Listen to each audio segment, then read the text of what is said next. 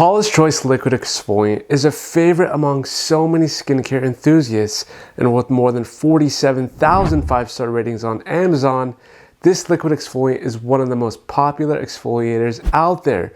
Surely there must be a reason for all that. In this video, we'll be doing a deep dive on this product and why it's different. We'll also go over the misinformation about this product and what so many people get wrong about it. And lastly, what you must absolutely know before trying it out so that you can actually have success with it. So stay tuned till the end. If you guys are new here, this channel is all about helping you make informed decisions as well as being in the know when it comes to your health and wellness. And I would love for you all to gently tap on that like button down below. And if you really like the content, then consider subscribing as well. Now, without further ado, let's get started. Now, this isn't a sponsored video at all, so you don't have to worry about any of the bias out there. The only thing is that I did leave a link to this to pick one up down below. So if you want to support the channel, you can using my link down below. Let's start off with what's so special about the Paula's Choice Skin Perfecting 2% Liquid Salicylic Acid Exfoliant and who it's best for. You see, those who'd benefit the most from it are those looking to unclog pores as well as reduce their appearance, smooth out those wrinkles and fine lines, brighten and even out skin tone. It also helps keep the blackheads out and attacks those sebaceous filaments, as well as reap all of the other benefits of salicylic acid in only 8 ingredients that you could see here.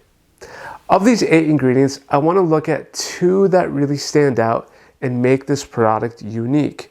The first, of course, being the salicylic acid. But what's so special about that? Well, you see, most brands don't disclose pH levels of their products, and salicylic acid works best when it's formulated at a low acidic pH around 3 to 4. This product actually discloses that information to you. It has an optimal pH range of 3.2 to 3.8, which will increase that efficacy.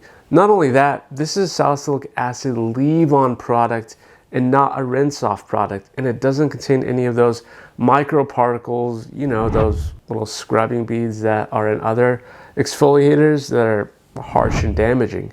Instead, this formula is lightweight and water-based that goes on easily and absorbs pretty quickly.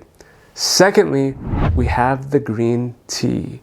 Now, they added the green tea for a very purposeful reason, which I think is brilliant.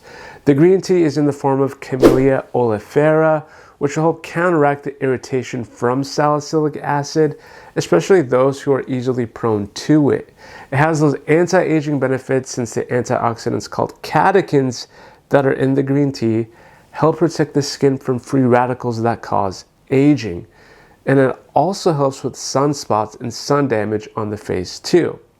So that's what's different about this product. Let's now take a closer look at it. First off, it's super easy to open and seal, and when applying it, it feels moisturizing. And not gonna lie, it feels sticky for the first 5 to 10 minutes after applying it, but it seems to sink into a satiny finish, and you can't really feel it on the skin after a while. But some say they still do, which is also fine.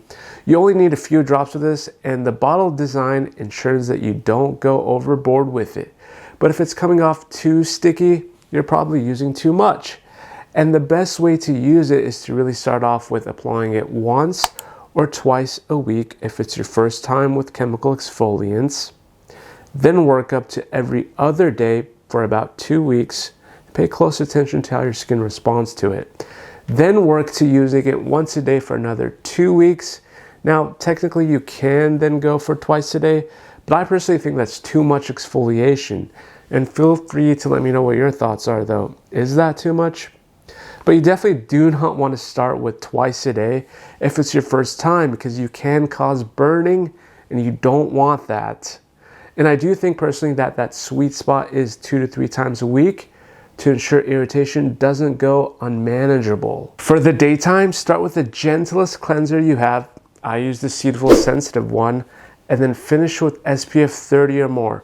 One tip that I'd hope you take away is to wait at least 10 to 15 minutes before adding your moisturizer. Moisturizer usually has a different level of pH, so for the best results, Make sure the Paula's Choice is processing first before adding anything else on top. That will slow it down. And you should see improvements in about 4 weeks time, as it takes at least 30 days for people to see results with this exfoliant. So don't write this product off just yet. Which brings me to the biggest misinformation that is out there on this exfoliant, which is forgetting that this is a chemical exfoliant. So there's no need for additional chemical or physical exfoliants in your regimen, unless of course you know that your skin can handle it. But why test your luck when you could probably get the same result if you just wait? Also, this product can cause skin purging around the 2-week mark. It doesn't mean that you have an irritation or a reaction to it. It just means you're purging, which is a big difference. And lastly, the absolute must know that you need to be aware of before trying it out so that you could actually have success with the Paula's Choice Liquid Exfoliant. I've broken it down to 4 things, so pay close attention. The first tip is make sure you don't rinse this off. Oftentimes it may seem like a natural thing to do, right, after you apply something, but this is meant to be left on until the next cleansing, specifically so that it could work. If you rinse it off, you won't see the results that you're after and you might cause irritation. The second tip I have is you need sunscreen with it. If you don't use sunscreen, then you shouldn't be using this product. Any BHA or AHA exfoliant causes increased sun sensitivity, like by a lot. So if you struggle with the sun and using sunscreen, don't use it during the daytime and maybe use it at night instead. The third tip is less is actually more. A little goes a long way, and you'll hate to wait 30 or more minutes for it to sink in if you use too much. And lastly, you have to expect some irritation. Chemical exfoliants can be harsh and rough even if you've never reacted to them. You have to give enough time for them to adjust. And yes, overexfoliation is a thing. Don't panic. Instead, focus on being gentle to your skin. You can use ceramides like CeraVe Skin Renewing Cream or fatty oils to soothe your face if needed, and try to stay away from any harsh products or acids along the way. Click that red subscribe button down below, and I'll see you on the next one.